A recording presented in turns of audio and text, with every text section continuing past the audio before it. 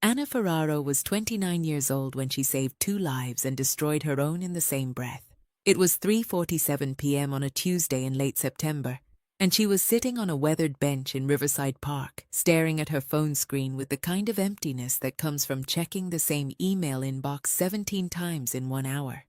No new messages, no callbacks, no interviews scheduled. Just the automated rejection from Mount Sinai Hospital, her 6th in 3 weeks, still glowing on the screen like a small cruel reminder that her nursing license meant nothing without someone willing to employ her. The park was busy that afternoon. Mothers pushed strollers along the winding paths. Elderly men played chess beneath the oak trees. Joggers moved past in rhythmic patterns, their breathing steady and purposeful, the breathing of people who still had routines, who still had places to be. Anna had nowhere to be. She'd been unemployed for 4 months. 4 months since the incident at Presbyterian. 4 months since she'd made the choice that cost her everything. Speaking up about a surgeon's negligence, filing the report that should have protected patients but instead marked her as a liability. Difficult. A troublemaker. The kind of nurse hospitals whispered about but never hired. The severance pay was gone. Her savings account showed $347.82. Rent was due in 6 days. She was about to close her email app, about to give up for the day, maybe for good, when she heard it. A child's scream. Not the playful kind, the kind that turns blood to ice. Anna's head snapped up. Her nursing instincts kicked in before her conscious mind could process what was happening. She was already on her feet, already scanning the park with the systematic precision of someone trained to assess emergencies in seconds. There, by the pond, 2 small figures, dark hair, maybe 4 or 5 years old, identical. They were too close to the edge. One of them was already in the water. Anna didn't think, didn't hesitate, didn't stop to wonder why 2 small children were alone by the water or where their parents might be. She just ran. Her worn sneakers hit the pavement hard, her lungs burning as she sprinted the 100 yards between her bench and the pond's edge. She could see it now, could see the second child leaning too far over, trying to reach the first, about to fall in too. "Don't move," Anna shouted, her voice cutting through the ambient park noise with the authority of someone who'd spent years commanding emergency rooms. "Stay where you are." The second child froze. Good. One less victim. Anna reached the edge just as the first child, a little girl, went under for the second time. The pond wasn't deep, maybe 4 feet, but it was enough. Enough to drown in, enough to die in. Anna had seen children die in less. She kicked off her sneakers and dove in without breaking stride. The water was shockingly cold. September cold. The kind that steals your breath and makes your muscles seize. Anna gasped, forcing her body to move through the shock, her eyes scanning the murky water. There, a flash of pink fabric sinking fast. She reached out, her fingers closing around small arms, and pulled. The child was limp, unconscious, not breathing. No, no, no. Anna hauled the little girl toward the edge, her nursing training screaming protocols even as panic clawed at her chest. The second child, a boy she could see now, identical to his sister, was crying, reaching for them. "Call 911, Anna shouted to anyone listening. "Someone call 911 now." She dragged the girl onto the grass, immediately checking for a pulse. Weak, thready, but there. The child's lips were blue, her small chest still. How long had she been under? 90 seconds? 2 minutes? Brain damage starts at 4 minutes, death at 6. Anna had maybe 90 seconds to get this right. She positioned the child's head, opened her airway, checked for obstructions. Water trickled from the small mouth. Anna turned the girl's head to the side, letting it drain, then began rescue breaths. 1, 2, 3, 4, 5. Check for response. Nothing. Chest compressions. 30 of them. Fast, hard, precise. The little girl's chest was so small under Anna's hands, the ribs so fragile.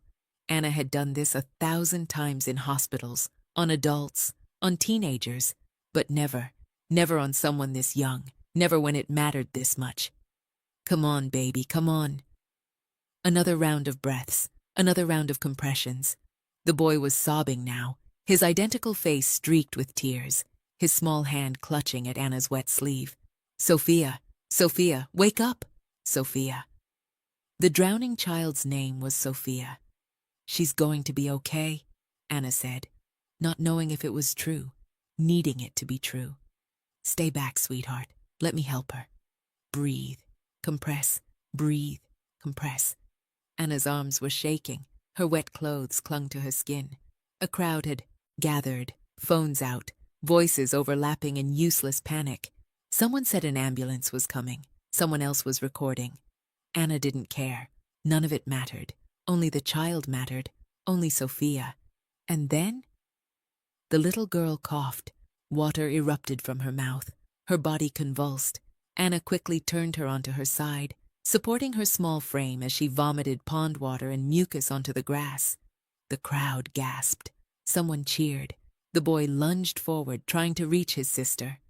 Easy, easy. Anna held Sophia steady, monitoring her breathing, her color, her level of consciousness. You're okay. You're safe. Just breathe for me, sweetheart. Sophia's eyes fluttered open, dark eyes, confused, terrified. She looked at Anna and immediately started crying, reaching for her brother. Marco, she sobbed. I'm here. The boy, Marco, pushed past Anna to clutch his sister's hand. I'm here, Sophia. The twins held onto each other, crying, shaking, alive. Anna sat back on her heels, her own body trembling with adrenaline crash, her nursing assessment still running on autopilot, respiratory rate increasing, color returning to normal, alert and responsive. No signs of secondary drowning yet, but hospital evaluation critical within the next 4 hours. She'd done it. She'd saved her. Sirens wailed in the distance, growing closer, and Anna Ferraro had absolutely no idea that the 2 children she'd just saved, the 2 identical twins with dark hair and darker eyes, belonged to the most dangerous man in New York City. She had no idea that the man already racing toward Riverside Park in a bulletproof SUV, his knuckles white on the steering wheel, his heart in his throat, was Marco DeLuca, the head of the DeLuca crime family, a man whose name made politicians nervous and rivals disappear. She had no idea that in exactly 47 seconds, her life was about to change in ways she couldn't begin to imagine. She just knew she'd saved 2 children, and that, for the first time in 4 months, she'd done something that mattered. The ambulance arrived in 3 minutes and 12 seconds.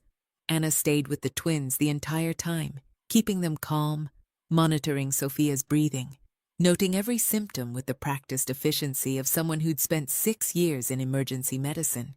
Sophia was responsive but drowsy, a concerning sign. Marco wouldn't let go of his sister's hand, his small face pale with shock. "Where are your parents?" Anna asked gently, looking around the park. Surely someone was looking for them. Surely someone had noticed 2 small children wandering alone near a pond. Marco's eyes went wide, frightened. "We're not supposed to say." That was odd. But Anna didn't push. The paramedics were here now, professional and quick, loading Sophia onto a gurney, checking vitals, asking Anna rapid-fire questions about the rescue. How long was she underwater? Approximately 90 seconds, maybe less. Was she conscious when you pulled her out? No. No pulse, no breathing. I administered CPR, 5 rescue breaths, 30 chest compressions, repeated twice before she responded. The lead paramedic looked at her with new respect. "You a doctor?" "Nurse. ER nurse." Former ER nurse, but she didn't add that part. "You saved her life." It wasn't a compliment. It was a statement of fact. Secondary drowning is still a risk. We need to get her to Mount Sinai. Mount Sinai, the hospital that had rejected Anna's application 2 weeks ago. "I'm coming with them," Marco announced, his small voice suddenly fierce. "I'm not leaving Sophia." The paramedic hesitated. "Son, we need to contact your parents." "I'm coming." Marco's jaw set in a way that looked far too adult for a 5-year-old. "My father will meet us there." Something in the way he said father, the certainty, the weight of it, made the paramedic pause, made Anna pause too. "We'll need a name," the paramedic said carefully, "for the hospital records." Before Marco could answer, a voice cut through the crowd like a knife. "Marco, Sophia." The crowd parted. Anna would remember that detail later, how people simply moved aside instinctively, as if making way for something dangerous. A man strode through the gap, tall and broad-shouldered, dressed in a dark suit that probably cost more than Anna's monthly rent used to be. He was maybe 35, with dark hair and darker eyes, the same eyes as the twins, and a face that would have been handsome if it wasn't currently twisted with raw, undisguised terror. 4 men in black followed him, large men, alert men, the kind of men who scanned crowds for threats. Marco saw him and burst into tears. "Papa!" The man, the father, dropped to his knees on the wet grass without hesitation, gathering Marco into his arms with a gentleness that contradicted everything else about him. His eyes went immediately to Sophia on the gurney, taking in her pale face, her wet clothes, the oxygen mask the paramedics were securing. What happened? It wasn't a question. It was a command. The lead paramedic straightened. "Your daughter nearly drowned, Mr. De Luca." One of the men in black supplied quietly. "Marco De Luca." Anna's stomach dropped. De Luca. Even she knew that name. Even someone who avoided the news, who kept her head down and minded her own business, knew that name. The De Luca family didn't run restaurants or construction companies or waste management firms. They ran New York. The real New York. The one under the surface, where money moved in shadows and problems disappeared permanently. The Mafia. She'd just saved the children of a Mafia boss. Marco De Luca's eyes swept the scene with terrifying efficiency. The pond, the crowd, the paramedics, his unconscious daughter, and then landed on Anna, wet, shivering, still kneeling on the grass where she'd performed CPR.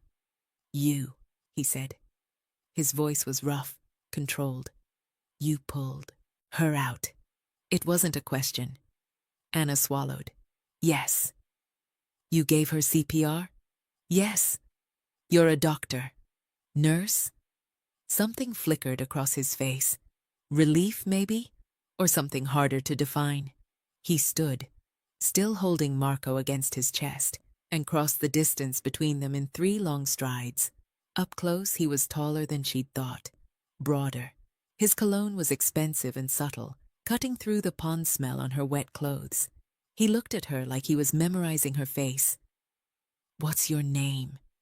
Again, not a question. "Anna. Anna Ferraro." "Anna Ferraro," he repeated as if committing it to memory. "You saved my daughter's life." I did what anyone would."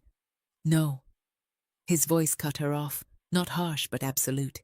"You didn't. Most people would have panicked, called for help, waited.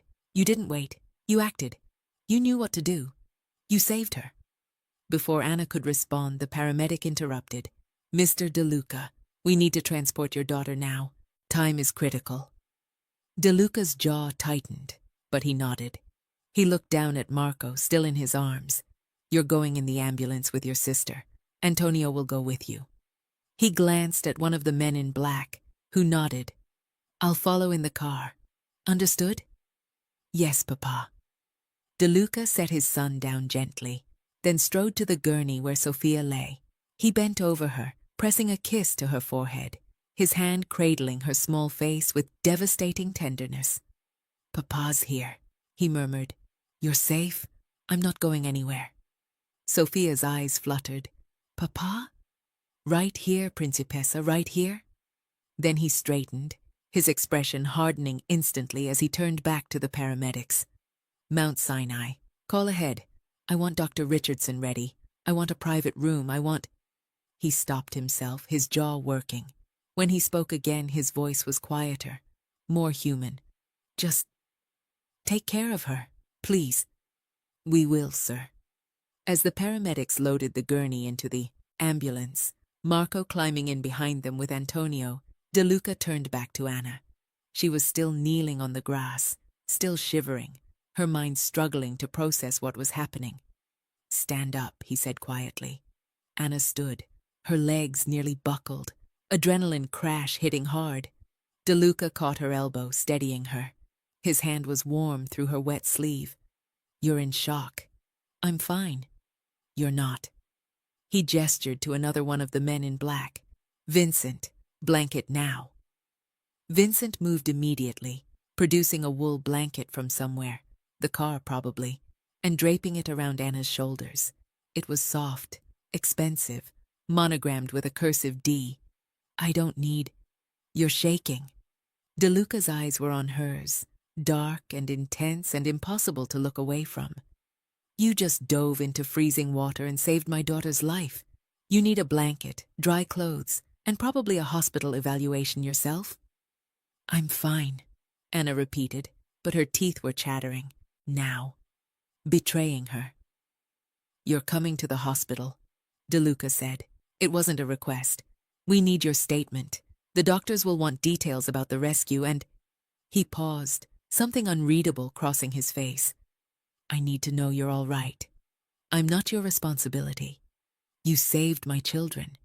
His voice dropped, becoming something raw and dangerous and desperate all at once. That makes you my responsibility. That makes you under my protection. Do you understand? Anna stared at him. Protection.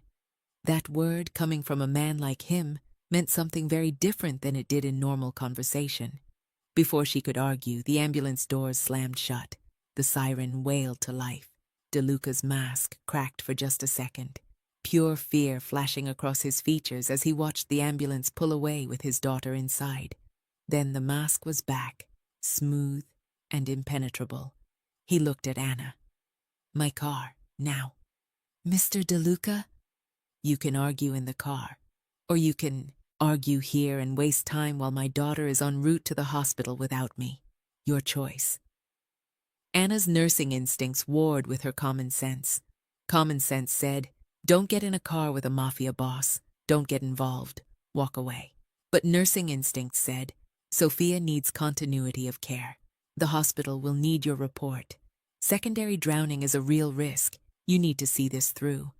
And underneath both of those, something quieter. You saved her life. You can't just walk away now. Okay, Anna heard herself say. Okay, I'll come. Something in DeLuca's expression softened, just slightly, just enough to make him look almost human. Thank you, he said quietly. Then he was moving, his hand still on her elbow, guiding her toward the massive black SUV parked at the edge of the park.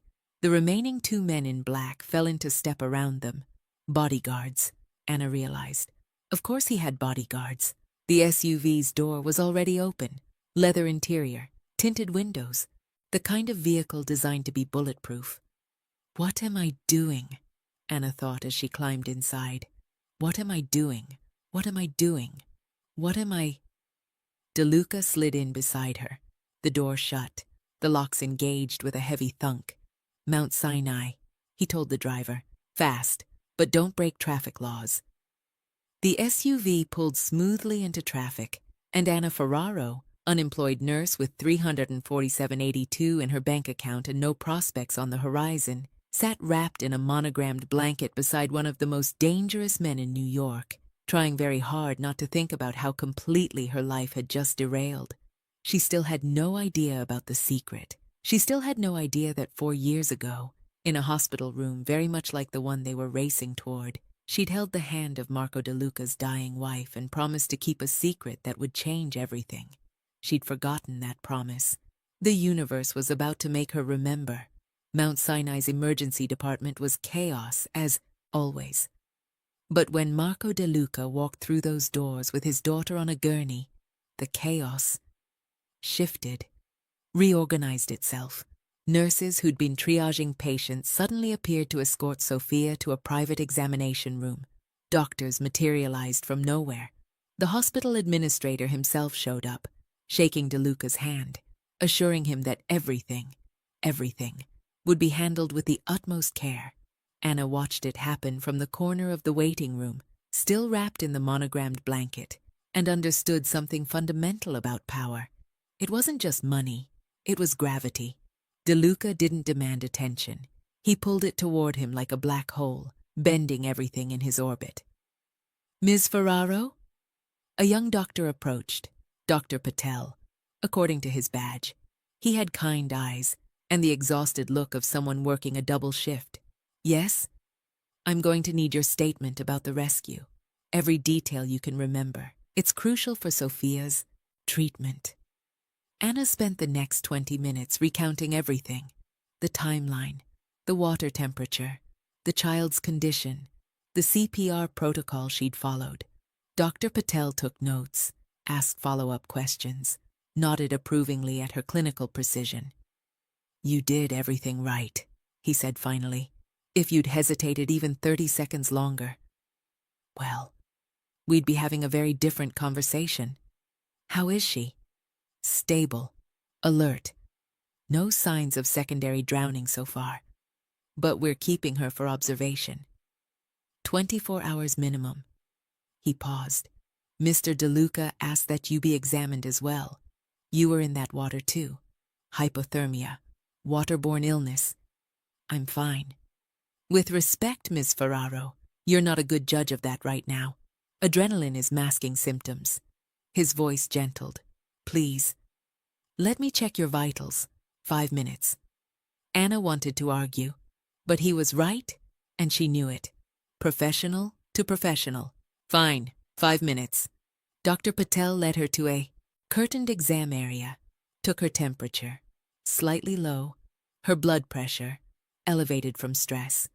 Listened to her lungs, clear. Checked her reflexes, normal. The whole time, Anna's mind was somewhere else, replaying the rescue, analyzing what she could have done better, faster, more efficiently. A nurse's mind never rests. You're physically fine, Dr. Patel concluded, though I'd recommend dry clothes and warm fluids, maybe a sedative if you're having trouble sleeping tonight. I don't need a sedative. The offer stands. He made a note on his tablet. Mr. DeLuca also wanted me to give you this. He handed her a business card, heavy cardstock, embossed lettering. Marco DeLuca, 212-55-0147. He said to call that number if you need anything. Medical bills, compensation for your clothing, a car service home, anything. Anna stared at the card. A direct line to a Mafia boss. Wonderful. I don't need anything. Dr. Patel gave her a look that was equal parts sympathy and amusement. I don't think Mr. DeLuca is someone who takes no easily. I'm starting to realize that. After Dr. Patel left, Anna sat alone in the exam room for a long moment, holding the business card, trying to decide what to do. She should leave, should go home, take a hot shower, forget this ever happened. But she couldn't stop thinking about Sophia's small face, Marco's terrified eyes, the way they'd clung to each other in the ambulance. They're just children, she thought. Whatever their father is, they're just children. Anna pushed aside the curtain and made her way through the ER toward the private rooms. A nurse at the station looked up, saw her still damp clothes and determined expression, and didn't try to stop her. The power of looking like you belong. She found room 4 by following the sound of voices, a child's laughter, surprising and bright, cutting through the hospital's usual hum. The door was ajar. Anna paused outside, unsure if she should intrude. And then, Papa, you should have seen it. The lady just jumped in the water like a superhero. Marco's voice, animated, excited. I saw Marco. DeLuca's voice quieter, strained. I saw. She saved Sophia. She made her breathe again. I know. Are you going to say thank you? Mama always said we have to say thank you when someone helps us. A pause. When DeLuca spoke again, his voice was different, raw. Your mama was right. We'll say thank you. Anna's hand was on the door before she'd decided to knock. 3 soft raps. The conversation inside stopped. Come in, DeLuca called. Anna pushed the door open. The private room was more like a hotel suite than a hospital room. Wood paneling, a leather couch, actual artwork on the walls. Sophia was propped up in the bed, looking small and fragile against the white sheets but alert, her dark eyes bright. Marco sat beside her on the bed, still holding her hand. Antonio, the bodyguard, stood by the window, his presence almost invisible until you noticed him. And De Luca sat in a chair pulled close to the bed, his jacket off, his shirt sleeves rolled up, his entire attention focused on his children. He looked up when Anna entered. Something crossed his face, relief maybe, or recognition. "Anna Ferraro," he said, standing. "You didn't leave." "I wanted to check on Sofia." "Check on me?" Sofia perked up, her voice still hoarse but curious. "Are you a doctor?" "A nurse," Anna said gently, moving closer to the bed. "Professional." This she knew how to do.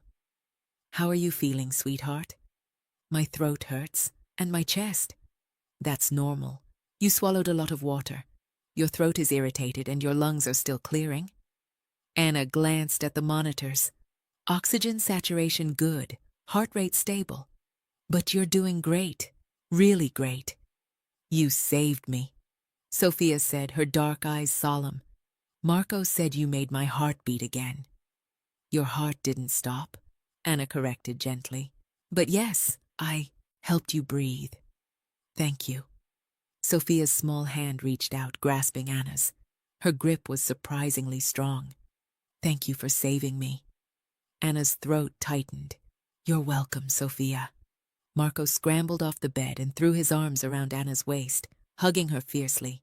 "Thank you, thank you, thank you." "Marco," De Luca said quietly, "let Miss Ferraro breathe." But he didn't pull his son away. Didn't seem to want to. Anna looked down at the little boy clinging to her, then at the little girl watching her with those solemn dark eyes, and felt something crack open in her chest, something that had been closed and protected for 4 months, since the day she'd lost her job and decided that caring too much was what had destroyed her career. "These children need someone who cares," a voice whispered in the back of her mind. "They need someone who will protect them." She looked up and found De Luca watching her. His expression was unreadable, but his eyes held something desperate. "Ms. Ferraro," he said quietly, "can we talk? Privately?" Anna's stomach flipped. Yes, of course." De Luca stood, pressing kisses to both his children's foreheads. "Papa will be right outside. 5 minutes. Antonio stays with you. Understood?" "Yes, Papa," the twins chorused. De Luca led Anna into the hallway, far enough from the door that the children wouldn't overhear. A nurse passed, saw De Luca, and immediately found something to do in the opposite direction. That gravity again. That power. De Luca turned to face her. Up close, Anna could see the exhaustion in his features, the lines around his eyes, the tension in his jaw. He looked like a man who'd aged 10 years in the past hour. "I need to hire you," he said. Anna blinked. "What?" "As a nanny, for Marco and Sofia." His voice was controlled, but there was something raw underneath. "They need someone who can protect them. Someone with medical training. Someone who can—" He stopped, his jaw working. "Someone who will dive into freezing water without thinking twice. Mr. De Luca, they almost died today." The words came out sharp, jagged. "They were with their regular nanny, a woman I've employed for 2 years who came with impeccable references, who I trusted. And she was on her phone. On her phone, while my children wandered off toward a pond." His hands clenched into fists. "If you hadn't been there. If you'd been 30 seconds slower." He didn't finish the sentence. Didn't need to. Anna's mind was racing. "Mr. De Luca, I don't have experience as a nanny. I'm a nurse. I work in hospitals, not—" "You're unemployed." Anna froze. De Luca's expression didn't change. "I have your name. It took my people 20 minutes to find out everything. Anna Ferraro, 29, registered nurse, 6 years at Presbyterian Hospital, terminated 4 months ago after filing a complaint against a surgeon. Blacklisted. No interviews despite dozens of applications." He paused. "Rent due in 6 days. Savings account almost empty." Cold dread washed through her. You investigated me? You saved my children's lives. Of course I investigated you." "No apology. Just fact. I know you're desperate for work. I'm offering you work. As a nanny. As protection. His voice dropped, becoming something harder, more honest. I have enemies, Miss Ferraro. Dangerous enemies. What happened today? The nanny being distracted, the children wandering off. That could have been deliberate. A setup. An opening for someone to take them. You think someone tried to kidnap your children? I think someone created an opportunity. Whether they took advantage of it or not, I don't know. But I can't take that risk again. His eyes met hers. I need someone who will watch them every second. Someone who can keep them safe in an emergency. Someone who... He stopped, something vulnerable crossing his features. Someone who will care about them. The way you did today. The way you looked at Sophia just now. Like she mattered. Of course she matters. She's a child. Exactly. His voice softened. And children need someone who sees them that way. Not as a job. Not as a paycheck. As children. Anna's head was spinning. This was insane. She couldn't work for a mafia boss, couldn't become part of that world, no matter how desperate she was. But her rent was due in 6 days, and Sophia's small hand grasping hers, Marco's arms around her waist. I need to think about it, she heard herself say. DeLuca nodded slowly. Fair enough. But I need an answer soon. The children will be released tomorrow afternoon. I need to know who's taking care of them. What about their mother? The question was out before Anna could stop it. Where is she? Something shuddered in DeLuca's expression. She's dead, 4 years ago. I'm sorry. So am I. He reached into his pocket, pulled out another business card, his second one. Call me. Tomorrow morning. Yes or no? If it's yes, we'll discuss salary and terms. If it's no... He paused. If it's no, I'll respect that. But my offer stands regardless. Anything you need, medical bills, compensation, a reference for other jobs, you call that number. Understood? Anna took the card, looked at it, looked back at him. Why do I get the feeling saying no to you isn't really an option? A ghost of a smile touched his lips. Because you're smart, Ms. Ferraro. And smart people understand when they're being given an opportunity that won't come twice. Before Anna could respond, the door to Sophia's room opened. Marco peeked out, his dark eyes anxious. Papa, Sophia wants you. DeLuca's entire demeanor changed instantly, the hardness melting away, replaced by pure parental concern. Coming, Marco. He looked back at Anna. Tomorrow morning. Think about it. Then he was gone, disappearing back into his daughter's room, and Anna was left standing in the hallway with 2 business cards and a decision that felt like standing at the edge of a cliff. Jump or walk away. Both choices would change her life. She just didn't know which one would destroy it. Anna didn't sleep that night. She sat in her tiny studio apartment, $400 a month for 400 square feet in Queens, with a radiator that clanked and a neighbor who played the same 3 rap songs on repeat, and stared at Marco DeLuca's business card. Her laptop was open on the coffee table. Google search results for Marco DeLuca filled the screen. Crime boss suspected in rival's disappearance. DeLuca family implicated in Port Authority investigation. Federal prosecutors target organized crime. DeLuca name surfaces. And underneath those headlines, older ones. Tragedy strikes. DeLuca family. Wife dies in childbirth. Marco DeLuca becomes guardian of orphan twins. Crime lord retreats from public eye after wife's death. Anna clicked on that last article. A photo loaded. Marco DeLuca, 4 years. Younger, leaving a hospital. His face carved from granite. A baby carrier in each arm. The caption read, Marco DeLuca departing Mount Sinai Hospital with his newborn twins, hours after his wife's death from complications during delivery. Mount Sinai, the same hospital where Sophia was now recovering, the same hospital where Anna's breath caught 4 years ago. Twins, complicated delivery. Mount Sinai. Her mind started racing, pulling up fragments of memory. She'd been working in the ICU back then, not obstetrics, but they'd been short-staffed. She'd been pulled to help with, no? Anna closed the laptop. She was imagining things, connecting dots that didn't exist. There were hundreds of births at Mount Sinai every year. Complicated deliveries happened all the time. The chances that she'd been there, that she'd been involved, you're being paranoid. But her hands were shaking as she poured herself a glass of water. The rent notice on her refrigerator seemed to glow in the dim light. Final notice? Due. September 29th. Amount $1,400. 6 days.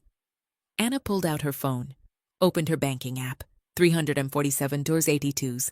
She did the math she'd been avoiding all month. Even if she skipped meals, even if she sold everything she owned, she'd be $800 short.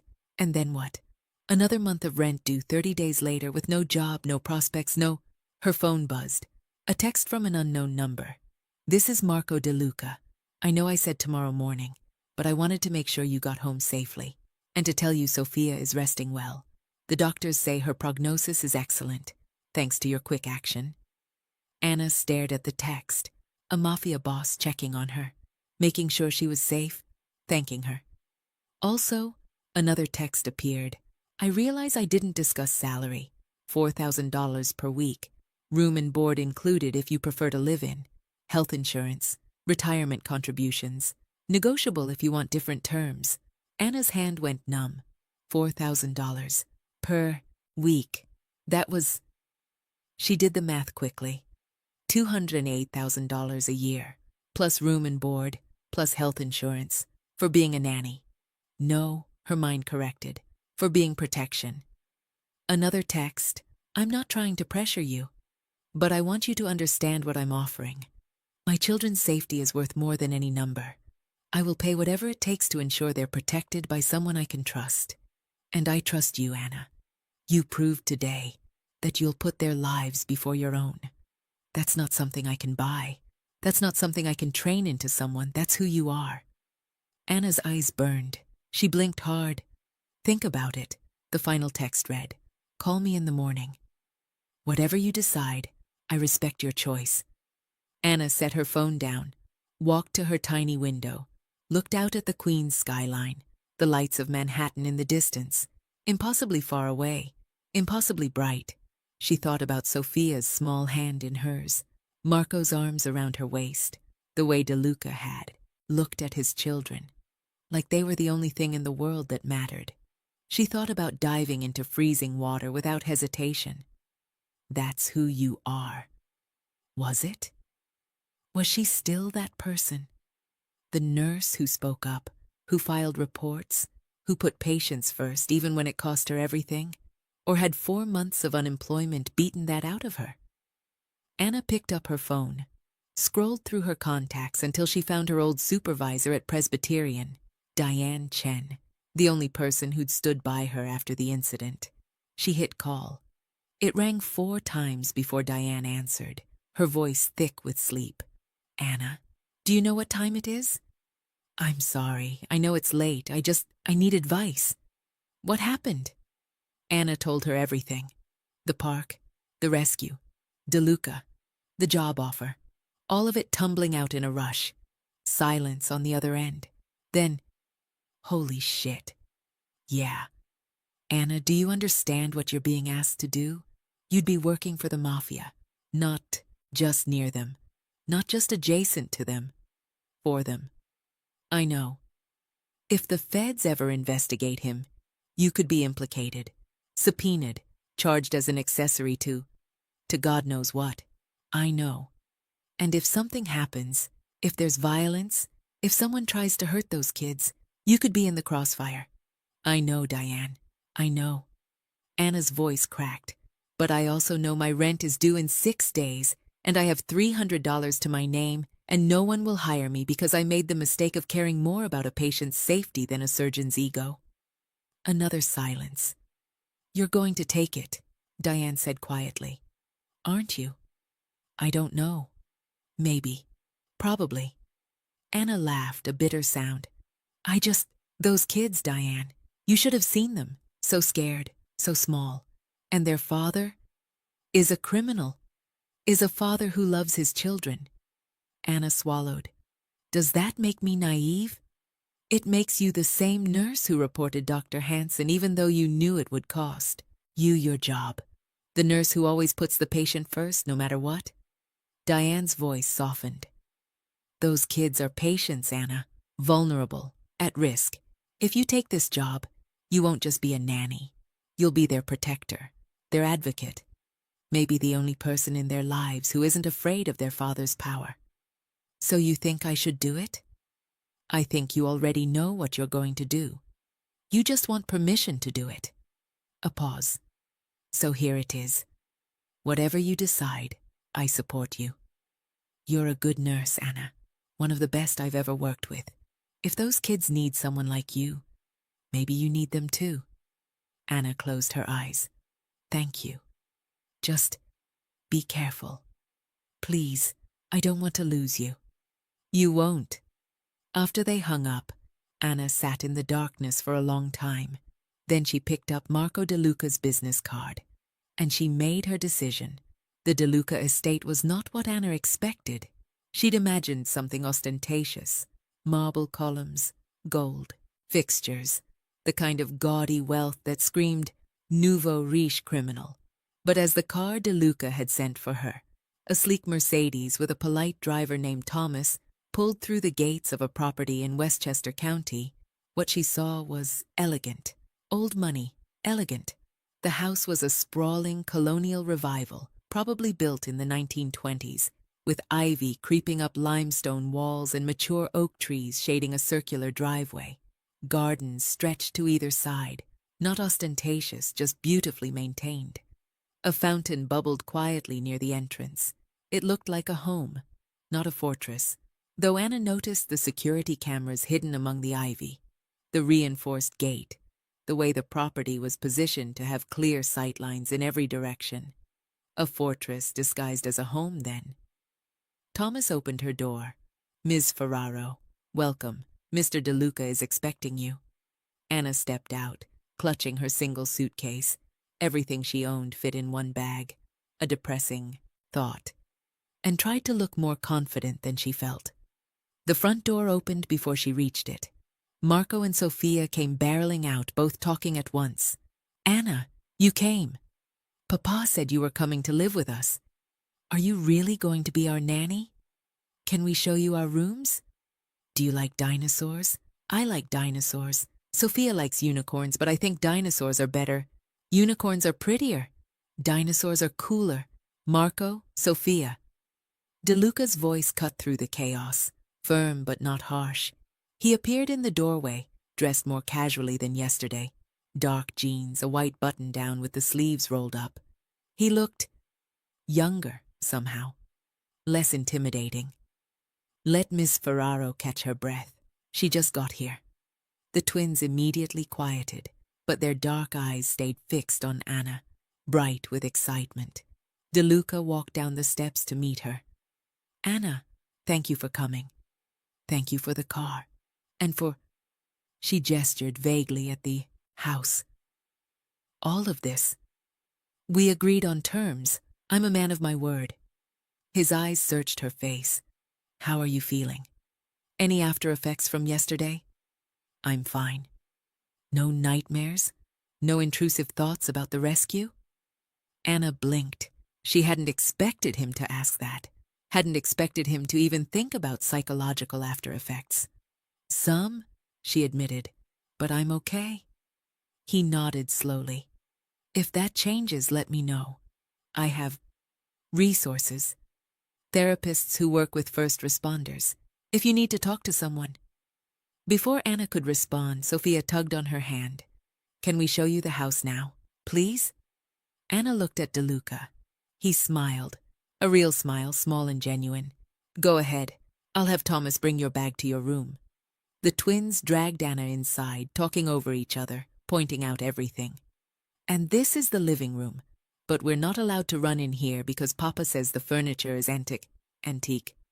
Antique, Sophia corrected primly. But we can play in the den, and that's where the big TV is. And Papa lets us watch movies on Friday nights. And this is the kitchen, and Maria makes the best cookies. She's the cook, and she's really nice. And this is the library. and Papa reads to us every night before bed. The house was beautiful. High ceilings, original hardwood floors, art that actually looked like art, not just expensive decoration. But more than that, it felt lived in. Children's drawings were magnetized to the refrigerator. Toys were tucked into a basket in the den. A half-finished puzzle sat on the coffee table. A home where children were loved and welcomed.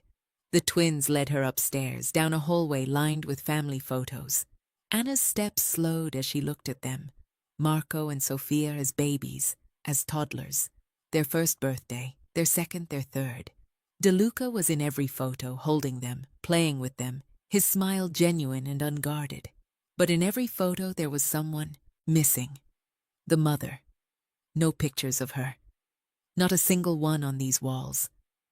"This is your room," Sophia announced, pushing open a door at the end of the hall. The bedroom was spacious and bright, with large windows overlooking the gardens. A four-poster bed, a writing desk, an attached bathroom. Anna's suitcase was already sitting on the luggage rack. "It used to be the guest room," Marco explained, "but Papa said it's yours now. He said you need your own space because taking care of us is hard work." "He said that?" Anna asked, amused. "Papa says being honest is important," Sophia said seriously. "So we should tell you the truth. We can be difficult sometimes, but we'll try to be good. We promise." Anna's heart clenched. "I'm sure you're wonderful." "Will you stay?" Marco asked suddenly, his dark eyes, so much like his father's, anxious. "Will you really stay and take care of us?" "For how long?" Sophia added. Anna crouched down to their level. "For as long as you need me." "A promise?" She should have hesitated, should have qualified it, should have protected herself from making a promise she might not be able to keep. But looking at their hopeful faces, remembering how it felt to pull Sophia from the water, to hold Marco as he cried for his sister. "Promise," Anna said. The twins threw their arms around her and Anna held them close and tried not to think about what she was really promising. Not just to be their nanny, to be their protector, to put her body between them and danger, just like she had at the pond, to care about them, even though caring was what had cost her everything before. The first week was an adjustment. Anna quickly learned that caring for Marco and Sophia was nothing like nursing. There were no protocols for bedtime negotiations, no medical journals explaining how to referee arguments about whose turn it was to choose the movie. No training for the specific challenge of getting a 5-year-old to eat vegetables when said. 5-year-old had memorized every logical fallacy and could debate like a tiny attorney. "Broccoli has nutrients your body needs," Anna tried on the third night. "So does ice cream," Marco countered. "Calcium. Papa told us milk has calcium and ice cream is made from milk, so technically—" "Marco." DeLuca's voice cut in from the doorway. "Eat your broccoli." Marco ate his broccoli. Anna shot DeLuca a grateful look. He just smiled and took his seat at the head of the table. Dinners were family affairs, all 4 of them together at 6 p.m. sharp, no phones, no work, no interruptions. It was one of DeLuca's rules. Anna had learned his rules quickly. 1. Family dinner every night. 2. Bedtime stories, no exceptions. 3. No lying. Ever. 4. Sundays are for the children. No work, no meetings, no business. 5. School comes first, even before family business. 6. The twins are never left alone. Never. That last rule, the one Anna enforced every waking moment, was the most important and the most revealing. Because DeLuca wasn't paranoid without reason. On her 4th day, Anna noticed the pattern. Every time they left the estate, 2 black SUVs followed them. When they went to the park, a different park, with better sight lines and security, Antonio was always there, subtle but watchful. When they visited the library, another guard named Vincent browsed the stacks nearby. "Do they always follow us?" Anna asked DeLuca that evening, after the twins were asleep. They were in his study, a comfortable room with leather chairs and floor-to-ceiling bookshelves. He'd called her in to discuss the children's schedule, but the conversation had drifted into other territory. Yes, he said simply. Always.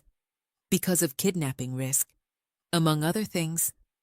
He poured himself 2 fingers of scotch, raised the bottle toward her in question. Anna shook her head. He settled into his chair. I have enemies, Anna. Powerful enemies. They know the fastest way to hurt me is through Marco and Sophia. So yes, we take precautions. Sometimes excessive precautions. Does that scare you? Knowing they're in danger just because of who you are? DeLuca's jaw tightened. Every single day. The honesty surprised her. Then why? She stopped, unsure how to phrase it delicately. Why don't I leave this life? Get out? Go legitimate? He smiled, but it didn't reach his eyes. It's not that simple. I inherited this family, Anna. My father built it. My grandfather before him. There are people who depend on me. Hundreds of them. Families. Legitimate businesses that would collapse if I walked away. And the illegitimate ones. He took a slow sip of scotch. If I leave a power vacuum, someone else fills it. Someone worse. Someone who won't have the restraint I do. Restraint, Anna repeated carefully. I don't traffic in drugs. I don't allow prostitution or human trafficking under my protection. I don't target civilians or children. His eyes met hers. There are rules, even in my world. Lines I won't cross. Not everyone has those lines. So you're a criminal with ethics? I'm a father who's trying to give his children a life that's better than the one I had. His voice roughened. I'm trying to make sure they have choices I never did. That's why they go to private school instead of being homeschooled. Why they have play dates with normal kids. Why I hired you instead of... He stopped. Instead of what? Instead of someone from one of the families. Someone whose loyalty is purchased, not earned. He leaned forward, his elbows on his knees, his eyes intense.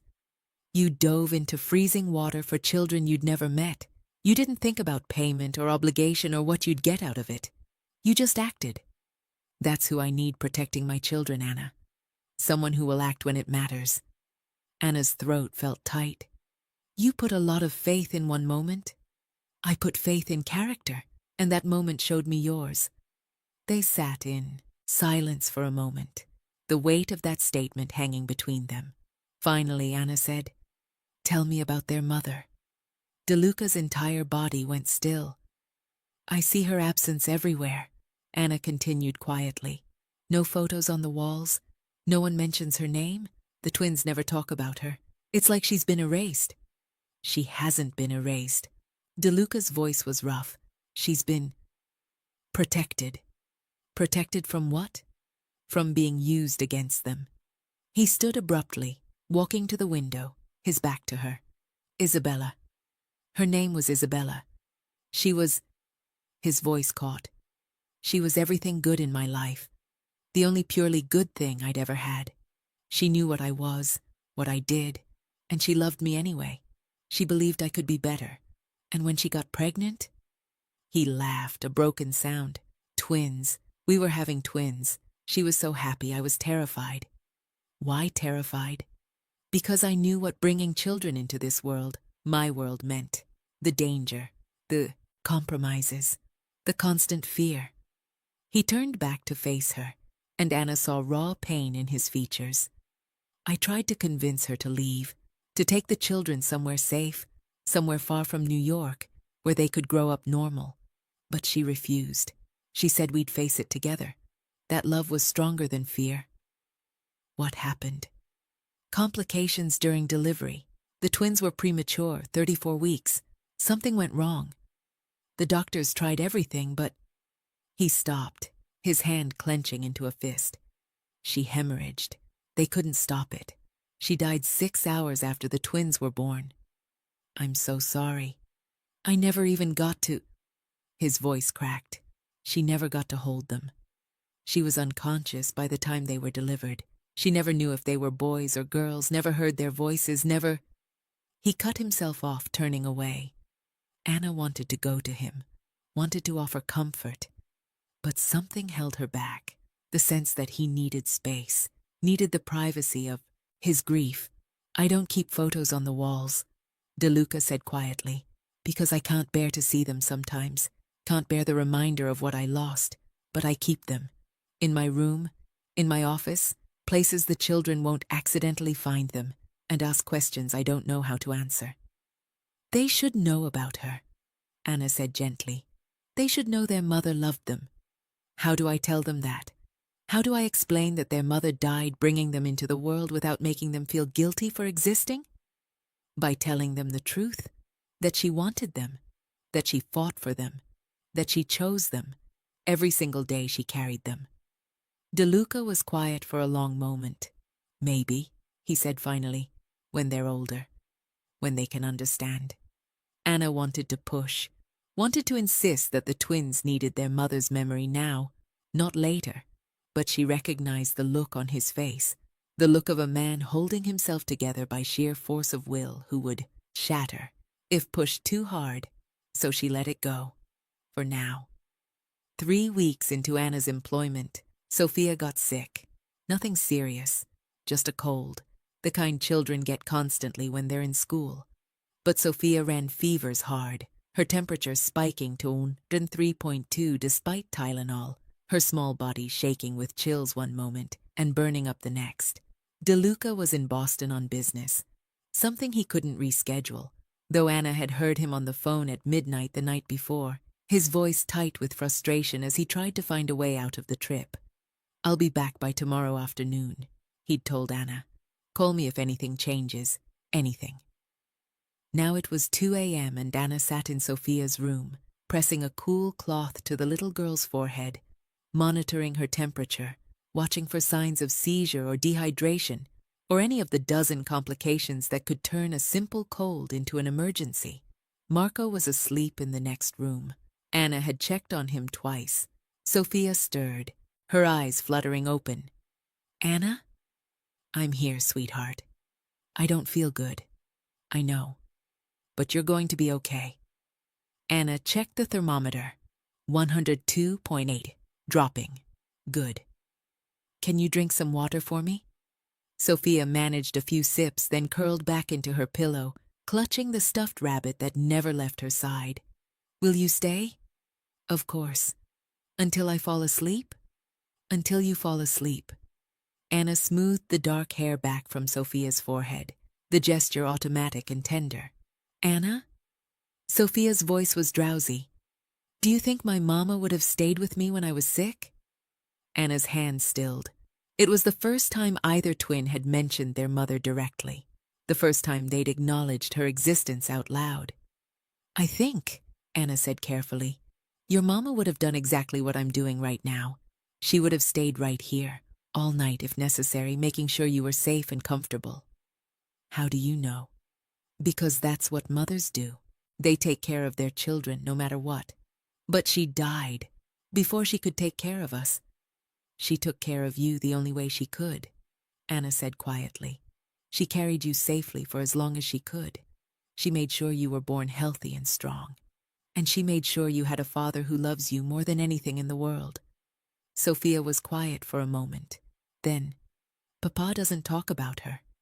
That's because it makes him sad. Sometimes when we love someone very much and they're gone, talking about them hurts. Does he think we'll be sad too? Maybe. Or maybe he's trying to protect you from being sad. Sophia considered this. I don't think it works. I'm sad anyway, because I don't know anything about her. Anna's heart clenched. What do you want to know? What did she look like? Did she have dark hair like me and Marco? Did she like to read? Did she? Sophia's voice caught. Did she want us? Before she died? Did she want us? Oh, sweetheart. Anna pulled Sophia into her arms, holding her close. Of course she wanted you. More than anything? How do you know? And there it was. The question Anna couldn't answer without revealing more than she should. More than she was ready to reveal. But looking at Sophia's small, sad face. Because I met her, Anna heard herself say. 4 years ago. At the hospital where you were born. Sophia's eyes went wide. You knew my mama? Yes, I was one of the nurses in the ICU. I helped take care of her. It wasn't the whole truth, but it was enough truth to matter. What was she like? Anna closed her eyes, remembering. She was beautiful, kind. Even when she was very sick, she smiled at everyone who came to help her. She had this laugh that made everyone around her feel lighter. And she talked about you and Marco constantly. She did? All the time. She was so excited to meet you.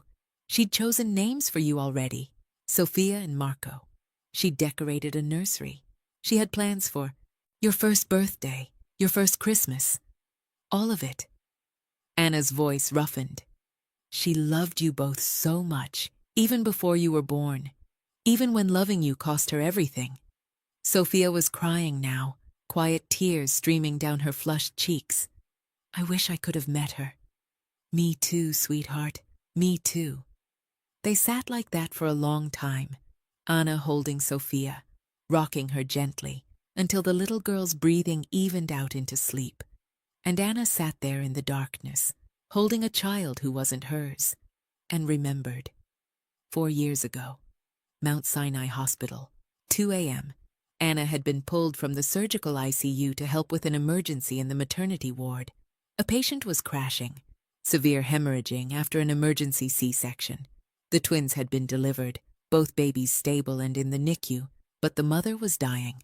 Her name was Isabella De Luca. Anna didn't know who she was, didn't know her husband's name, or what he did, or why there were so many security guards outside the room. She just knew this woman was 28 years old, had just given birth to twins, and was bleeding to death despite everything the doctors were doing. We're losing her, Dr. Richardson said, his voice tight. Someone get her husband, now. But Isabella's eyes had found Anna, had focused on her with desperate clarity. Please, she whispered, please don't let them. Anna moved to her side immediately, taking her hand. It's okay. You're okay. We're taking care of you. My babies. They're safe. Both of them. Healthy and beautiful. I need... Isabella's grip tightened. I need to tell you. Save your strength. Please. Blood on her lips now. Please, I need someone to know. Dr. Richardson was shouting orders. Nurses were moving with controlled panic. The machines were screaming alarms. But Anna stayed right there, holding Isabella's hand, listening. Tell me, she said quietly. I'm listening. My children, Isabella whispered. When they're 5, when they're old enough to understand, tell them I loved them. Tell them I fought for them. Tell them, she coughed weakly. Tell them their father is a good man. He'll do terrible things sometimes, but he's doing them to protect them. And when they're old enough, when they turn 5, tell them... She'd pressed something into Anna's hand, an envelope, sealed, for Marco, my husband. When the twins turn 5, her eyes were dimming now. Promise me you'll... I promise, Anna said, not knowing what she was promising, just knowing this woman needed to hear it. I promise. Isabella had smiled, actually smiled. Thank you. And then her heart had stopped. Present day, Sophia's room. Anna sat in the darkness, Sophia asleep in her arms, and felt the weight of that promise like a physical thing she'd forgotten. In the chaos that followed, Dr. Richardson calling time of death, Marco De Luca arriving 30 seconds too late, his anguished cry echoing through the ICU. Anna had slipped the envelope into her pocket and then... forgotten. She'd been pulled back to her own floor, her own patients, her own crises. And somewhere in the shuffle, the envelope had ended up in a box in her closet, mixed in with old papers and nursing journals. She'd never delivered it. And now she was living in Marco De Luca's house, taking care of Isabella's children, and the twins were about to turn 5 in 3 weeks. Anna looked down at Sophia's sleeping face. What am I going to do? Tell De Luca the truth? Admit she'd known his wife, made a promise she'd forgotten, had been carrying a message from his dead wife for 4 years? Or stay silent? Pretend she'd never been there, never made that promise, never held Isabella's hand as she died. Both options felt impossible. Both options felt like betrayal. Anna carefully laid Sophia back in her bed, tucked the blankets around her small form, and went to her own room. She pulled out her phone. It took her 20 minutes to find the box in her closet back at her Queens apartment. She'd been storing things there, paying $200 a month for a storage unit even though she couldn't afford it, because she couldn't bear to let go of everything from her old life. The envelope was still there, still sealed. Isabella De Luca's handwriting on the front, for Marco, when our children turned 5. Anna sat on the floor of her bedroom in the De Luca estate, holding an envelope from a dead woman, and finally understood what she'd gotten herself into. This wasn't just a job. This was a promise 4 years overdue. And in 3 weeks, when the twins turned 5, she'd have to decide, keep the promise and shatter Marco De Luca's carefully constructed world, or break it and live with the guilt forever. The envelope haunted Anna for the next 2 weeks. She couldn't focus, couldn't sleep. Every time she looked at De Luca, at the way he smiled at his children, the way he read them bedtime stories, the way he'd built his entire life around protecting them from the very world he inhabited, she felt the weight of that secret pressing down on her chest. She should tell him. She knew she should tell him. But how? How do you tell a man that you met his wife as she was dying, that you made a promise you forgot, that you've been living in his house for a month, caring for his children, and never mentioned you were there the night his world ended? It would destroy whatever trust he'd placed in her, and worse, whatever was growing between them, because something was growing. Anna couldn't deny it anymore. It was in the small moments, the way De Luca's eyes sought her out across the dinner table, the way he'd started asking her opinion on things beyond the children's care, business ethics, investment decisions, whether to accept a charitable board position, the way he laughed at her dry observations about the absurdity of bedtime negotiations, the way he'd touched her hand last week, just briefly, when she'd successfully negotiated a peace treaty between the twins over a disputed toy. "You're a natural," he'd said quietly, "with them. They make it easy," she'd replied, very aware of his fingers still resting against hers. "They trust you. They trust you in a way they've never trusted anyone except me. That's your doing. You raised them to be open and loving." No. His eyes had been dark, intense. "That's you, Anna. You make people feel safe. You make them feel safe. You make—" He'd stopped, withdrawn his hand. "Thank you. For everything you've done for them." He'd left before she could respond, and Anna had stood there, her hand still warm from his touch, and known she was in dangerous territory. You couldn't fall for your employer, especially not when that employer was a mafia boss, especially not when you were keeping a secret that could destroy everything. But knowing that and stopping it were two very different things. The twins' 5th birthday was on a Saturday. De Luca had planned an elaborate party, rented out an entire section of the Central Park Zoo, hired entertainers, invited every child from their kindergarten class, plus what seemed like half of Manhattan. It was excessive and wonderful, and Marco and Sophia were radiating pure joy. Anna stood at the edge of the festivities, watching De Luca swing Marco up onto his shoulders while Sophia rode a pony led by a very patient handler, and felt something crack open in her chest. This is what Isabella wanted, she thought. This joy, this love, this life for her children. And then, I have to tell him. Today. After the party, her decision was made. The party wound down around 7 p.m. The twins were exhausted, running on sugar and adrenaline, but still protesting when De Luca announced it was time to head home. "But Papa, I didn't get to... We didn't even finish?" "Tomorrow," he said firmly. "We'll come back tomorrow and see all the animals." Again. "Tonight it's bath and bed." "Will Anna read to us?" Sophia asked, reaching for Anna's hand. "If she's willing," De Luca said, glancing at her. "Of course," Anna said, her voice steadier than she felt. Back at the estate, the twins' energy finally crashed. They fell asleep halfway through the bedtime story, curled together in Sophia's bed, still wearing their party crowns. Anna stood in the doorway, watching them sleep, and felt her resolve crystallize. Tonight. She had to tell him tonight. She found DeLuca in his study, working through paperwork despite the late hour. He looked up when she knocked, his expression softening. They asleep? Out cold. It was a beautiful party. They deserved it. He set down his pen. 5 years old. I can't believe it's been 5 years since... He stopped, the way he always did when the topic veered too close to Isabella. Marco, Anna said quietly, can we talk? Something in her tone made him straighten. Of course. What's wrong? I need to tell you something. Something I should have told you weeks ago. She stepped into the room, closing the door behind her. And I need you to listen without interrupting, because if you interrupt, I might lose my nerve. His expression shifted to concern. Anna. 4 years ago, she began, her voice shaking slightly. I was working in the ICU at Mount Sinai. On the night of September 15th, I was pulled to help with an emergency in the maternity ward. DeLuca went very still.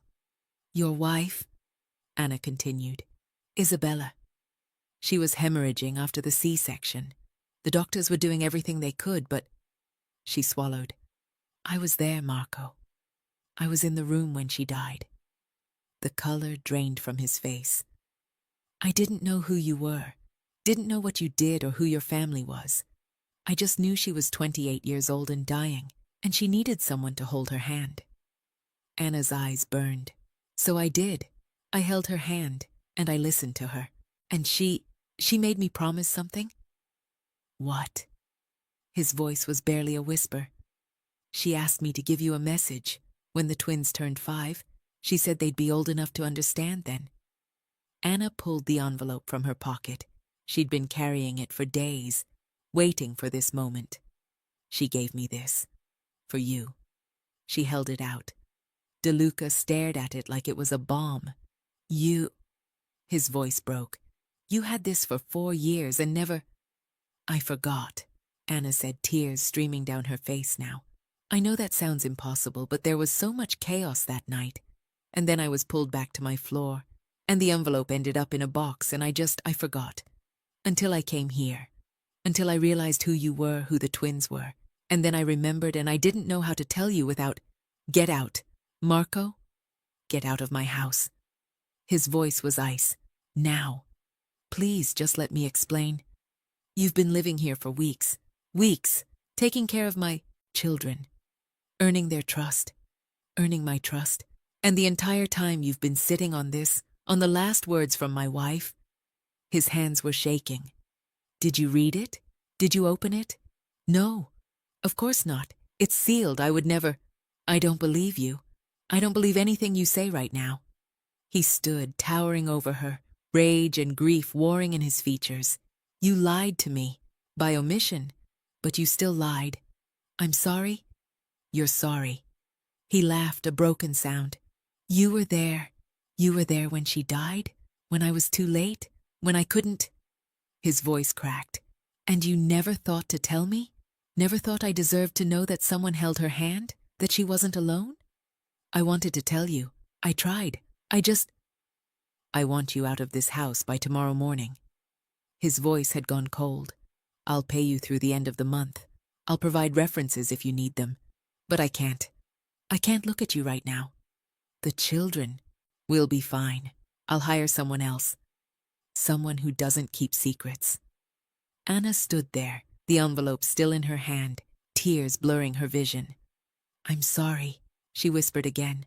I'm so sorry. DeLuca turned away from her. Leave the envelope on my desk and go. Anna set it down with trembling hands. And then she left. She packed her single suitcase in numb silence, called a car service, wrote a note for the twins, because she couldn't leave without saying goodbye, even if she couldn't say it to their faces. Marco and Sophia, I have to go away for a while, but I want you to know, you are the bravest, kindest, most wonderful children I've ever known. Your mother would be so proud of you. Your father loves you more than anything in the world, and I will never forget you. Love, Anna. She left it on their playroom table, and then she walked out of the DeLuca estate into the cold October night and tried to figure out how she'd managed to lose everything all over again. She didn't know that Marco DeLuca sat in his study until dawn, staring at the sealed envelope, unable to open it. She didn't know that when the twins woke up and found her gone, Sophia cried so hard she made herself sick. She didn't know that Marco, the boy, not the man, looked at his father with betrayal in his dark eyes and said, "You made Anna leave. You made her leave just like Mama left." And she didn't know that those words broke something fundamental in Marco DeLuca, something that wouldn't be fixed by rage or pride or stubbornness, something that could only be fixed by the truth. For 3 days, the envelope sat on Marco DeLuca's desk, unopened. He'd stare at it for hours, pick it up, set it down, pour himself scotch and consider burning it, consider ripping it open, consider what his wife might have written in her final moments, what message she'd saved for this moment when their children turned 5. But every time his fingers touched the seal, he'd remember Anna's tear-streaked face, the way she'd said, "I forgot," like it was the worst crime imaginable. And maybe it was. Or maybe he'd been too harsh, too quick to rage instead of listening. The children certainly thought so.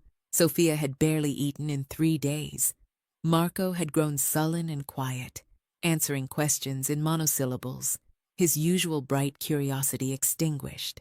Neither of them would look at their father without accusation in their eyes. "When is Anna coming back?" Sophia asked every morning. "She's not," DeLuca would answer. "Why not?" "Because I fired her. Because she kept a secret. Because looking at her reminded me of the night I lost everything." But he couldn't say any of that to a 5-year-old. "She had to leave," he'd say instead, and Sophia would cry and Marco would glare and DeLuca would hate himself a little more. On the 4th day, Antonio found him in the study at 2 a.m., the envelope finally open, Isabella's letter spread across the desk. "Boss?" Antonio's voice was careful. "Everything all right?" DeLuca didn't answer, couldn't answer.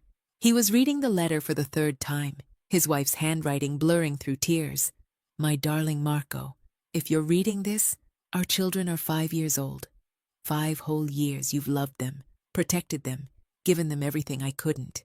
5 years you've been both mother and father to them. 5 years you've been strong. I'm writing this because I know you, my love. I know you'll have blamed yourself for my death.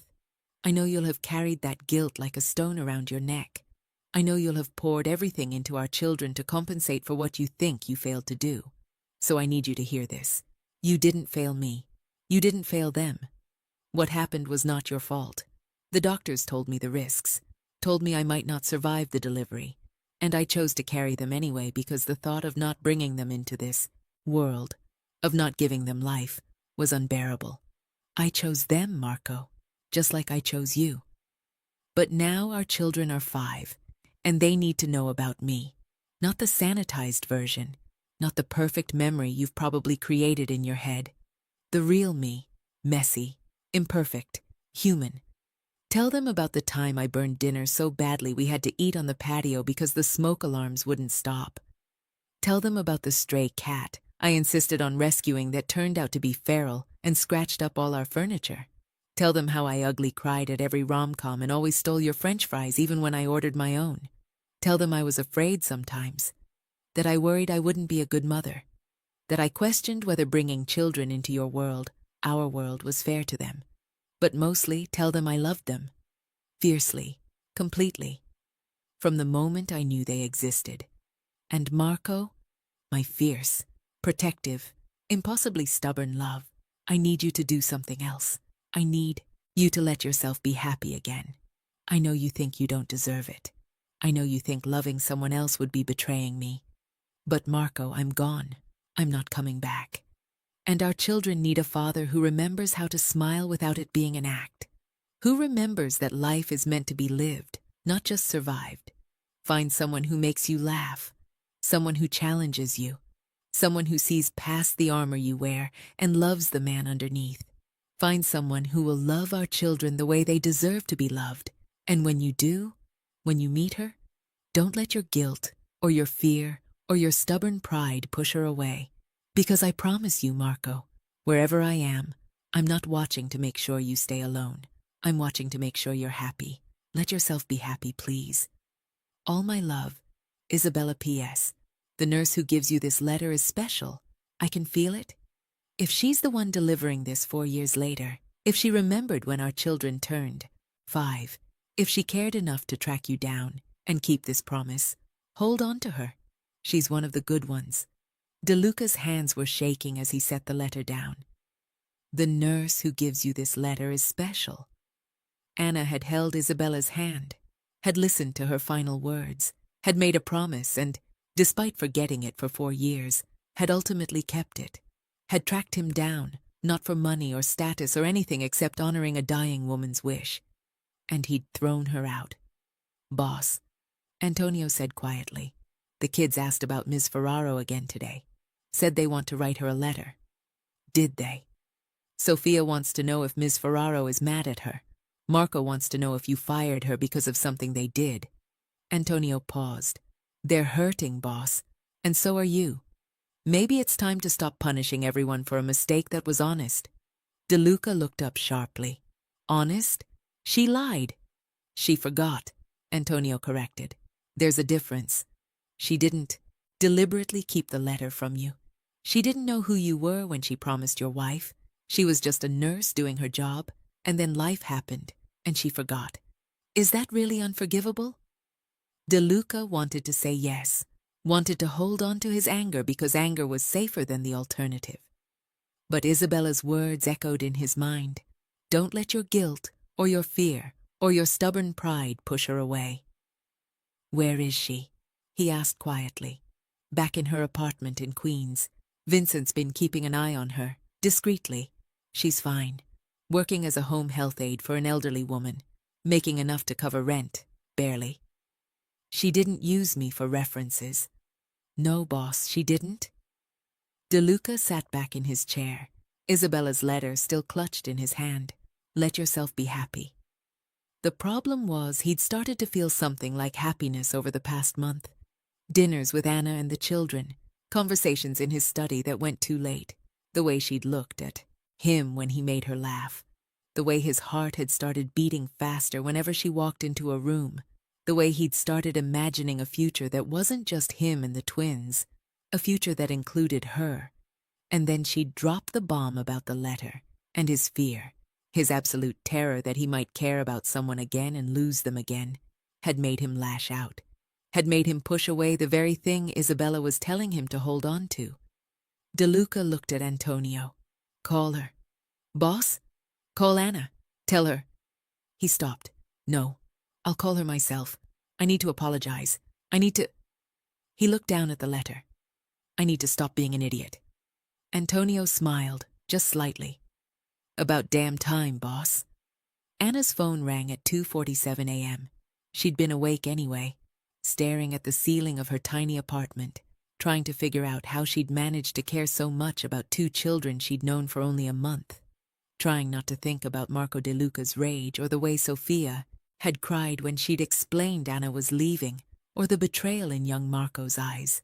The number on her screen was unknown.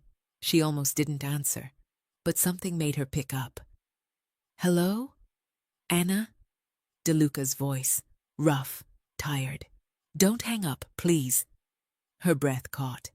I wasn't going to. I read the letter.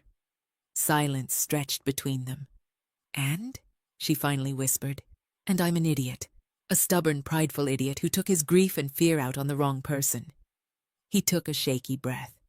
You kept a promise to my dying wife. You held her hand when I couldn't. You made her last moments less alone. And instead of thanking you, I threw you out of my house. Marco, I'm sorry, Anna, I'm so sorry. Tears were streaming down her face now. I should have told you sooner. I should have remembered sooner. I should have... You're human. Humans forget things, especially during trauma. You didn't owe me that memory. His voice roughened. But you gave it to me, anyway. You kept your promise, even though it cost you everything, even though you knew I might react exactly the way I did. I had to. She asked me to. I know, and that... He stopped. When he spoke again, his voice was barely above a whisper. That's exactly the kind of person Isabella would have trusted. The kind of person who keeps promises, even the hard ones, even the ones that hurt. Anna's throat was too tight to speak. The children miss you. De Luca continued. Sophia's barely eating. Marco won't talk to me. They wrote you letters. They did. 7 letters, in 4 days. A pause. And I miss you too, Anna. I miss talking to you. I miss seeing you with them. I miss... He cut himself off. What? She whispered. I miss the way you make this house feel like a home instead of just a place we live. I miss the way you challenge me, the way you make me want to be better. His voice dropped even lower. I miss you, and I know I have no right to ask this after what I did, but yes, you didn't let me finish. You're going to ask me to come back, and my answer is yes. A sound that might have been a laugh or a sob. Just like that? Those children need me, and I... Her voice cracked. I need them too. So yes, just like that. There are conditions, he said. No more secrets. We tell each other everything, even the hard things. Agreed? Agreed. And I want to take you to dinner. Somewhere nice. Somewhere that isn't my house or near my children. He paused. A date, Anna. I want to take you on a date. Her heart stopped. Marco. Isabella's letter. She told me to find someone who makes me happy. Someone who will love our children the way they deserve. Someone who sees past the armor. His voice was raw with honesty. I think she knew, Anna.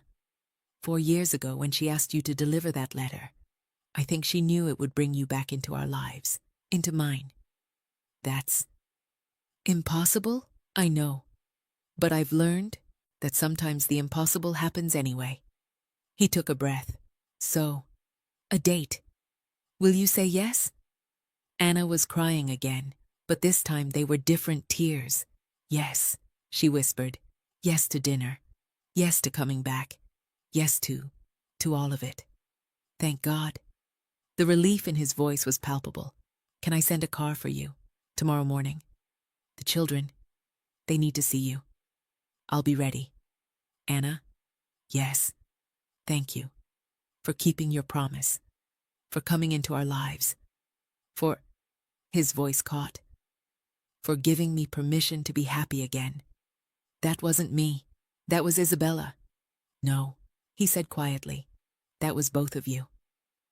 The twins ambushed Anna the moment she walked through the door. Sophia hit her first, launching herself into Anna's arms with enough force to make them both stumble. Marco was right behind, wrapping his arms around both of them, all 3 of them tangled in a sobbing, laughing, impossibly tight embrace. You came back. We thought you were gone forever. Papa said you'd come back, but I didn't believe him. We missed you so much. I'm here, Anna said, her own voice thick with tears. I'm here, and I'm not leaving again. I promise. Promise, promise? Sophia asked, her dark eyes anxious. Promise, promise. Marco pulled back just enough to look at her seriously. Papa said he was mean to you, that he made a mistake. Anna glanced up. De Luca stood in the doorway to the living room, watching them with an expression of such raw vulnerability it made her chest ache. He did, Anna said honestly, and I made mistakes too. But we talked about it, and we're going to do better. Are you going to stay forever now? Sophia asked. Anna looked at De Luca again, saw something desperate and hopeful in his eyes. For as long as you need me. We'll always need you, Marco said seriously. Right, Papa? Right, De Luca said quietly. Always. That night, after the twins were asleep, after bedtime stories and reassurances and promises that Anna wasn't disappearing again, De Luca found her in the kitchen, making tea. They're out cold, he said. Haven't seen them sleep that soundly in days. They were worried. They weren't the only ones. He moved into the kitchen, keeping a careful distance. I meant what I said. About dinner, About everything. So did I. There are things you should know first, about me, about my life. He leaned against the counter. I told you I have enemies. I told you I do things that aren't legal, but I haven't been entirely honest about the extent of it. Marco, no secrets, remember? His eyes were steady on hers. I run most of the port operations in New York, legitimate and otherwise. I have connections to unions, politicians, judges. I've ordered people hurt, not killed. I have lines I won't cross, but hurt, badly. I've made deals that put me in rooms with people who would kill you without blinking if it served their purposes. Anna set down her tea. Why? Are you telling me this? Because if we're going to... He gestured between them. If there's going to be an us, you need to know what you're getting into. You need to understand that being with me means danger, means federal investigations and rival families and living under protection for the rest of your life. I already understand that. Do you? Because it's one thing to work for me, Anna. It's another thing entirely to... He stopped, his jaw working. To be more than that. To be someone they could use against me. Anna stood, moving closer to him. And you think I don't know that? You think I haven't realized that the moment I cared about those children, I became a target? It's different if what? If we're together? If this becomes something real? She was right in front of him now, close enough to see the flecks of amber in his dark eyes. Marco, I dove into freezing water for your children. I made a promise to your wife and kept it even when I'd forgotten. I came back here after you threw me out because those kids needed me. What part of any of that makes you think I'd walk away now just because things might get dangerous? Anna, I'm not fragile. I'm not naive. I know what you are. I know what this life means. Her voice softened.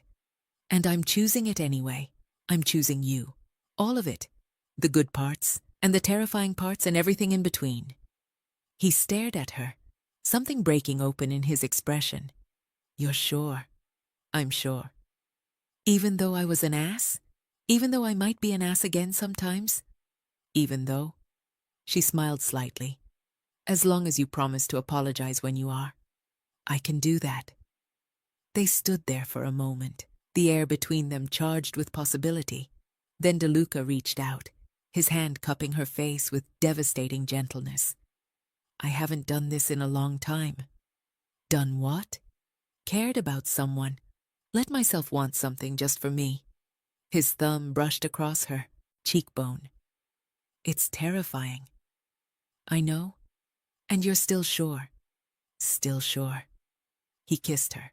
It was soft, careful. The kiss of a man who'd forgotten how to trust his own heart and was learning again. Anna's hands found his chest, feeling his heartbeat racing beneath her palms, and kissed him back with all the certainty she'd been denying for weeks. When they finally pulled apart, DeLuca rested his forehead against hers. Isabella would have liked you.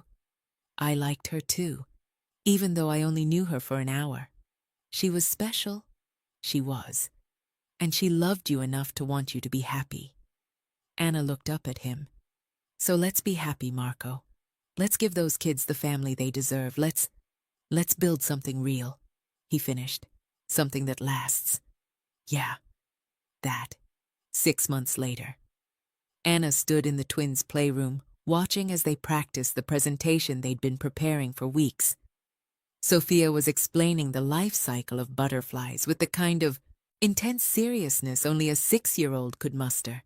Marco was building a volcano for his science project, his tongue stuck out in concentration. And then the caterpillar makes a chrysalis, not a cocoon. That's for moths. And, Anna, are you listening? Every word, Anna assured her. Papa said Mama liked butterflies, Sophia said suddenly. Is that why I like them? Anna smiled. Over the past months, DeLuca had slowly started sharing memories of Isabella with the twins. Photos had appeared on the walls. Stories were told at dinner. The children were learning about the mother they'd never met, and it was beautiful and heartbreaking all at once. Maybe, Anna said, or maybe you just have good taste. I think it's because of Mama. Sophia decided. Like how Marco likes the same books Papa likes. It's genetic.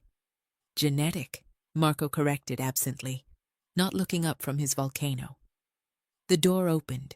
De Luca appeared, still wearing his suit from whatever meeting he'd been in, but his tie was loosened and his sleeves were rolled up. "How are my favorite scientists?" he asked. "Papa." Both twins rushed to hug him. Anna watched from across the room, her heart doing that stupid flutter thing it did whenever she saw him with his children. Over the twins' heads, De Luca's eyes found hers. There was heat there. Promise. Later, that look said. After the kids are in bed. They'd been taking it slow, dating, learning each other, building something real. They hadn't told the twins yet, hadn't made it official, but it was happening. Slow and steady and inevitable. And Anna had never been happier. "Dinner in 20 minutes, she said. "Go wash up." The twins groaned but obeyed, racing each other to the bathroom. De Luca crossed to Anna, pulling her into his arms. "Hey. Hey yourself. Good day?" "Perfect day." She looked up at him. "You? Better now?" He kissed her forehead. "I have something to ask you later. After dinner, after the kids are asleep." Anna's heart skipped. "Something good or something scary?" "Both, maybe." His arms tightened around her. "But mostly good, I hope." Before she could ask what he meant, the twins came thundering back. "Anna, Papa, we're clean. Can we eat now?" Dinner was chaos as always. The twins talking over each other. Anna referencing a story Sophia had told earlier that made everyone laugh. De Luca explaining why volcanic eruptions worked the way they did when Marco asked. A family, a real family, not perfect, but real. After dinner, after bedtime stories, after the twins were finally asleep, Anna found De Luca in his study. He was standing by the window, holding something small in his hand. "Marco," she said quietly, "what's the scary good thing you wanted to ask?" He turned. In his hand was a small velvet box. Anna's breath caught. "It's too soon," he said quickly. "I know it is. We've only been together 6 months, but I've learned that life is short and uncertain. And when you find something real, something that matters, you hold on to it. Marco, this isn't a proposal. Not yet. Not until you're ready." He opened the box. Inside was a simple, beautiful ring.